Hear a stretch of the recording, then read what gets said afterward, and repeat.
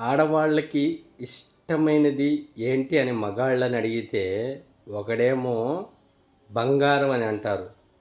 ఇంకోడేమో software ఉద్యోగం ఉండేవాళ్ళు అని అనుకుంటాడు. ఇంకోడేమో డబ్బనుకుంటాడు.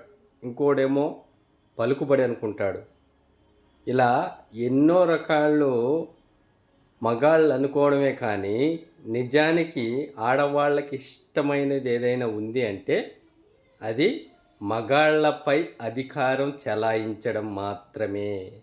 ఎందుకంటే, ఆ అధికారం అనేది ఆడవాళ్ళకి ఎప్పుడైతే దొరుకుతుందో, దీనమ్మ జీవితం పిల్లిని చేసే కాడ పిల్లిని చేస్తారు.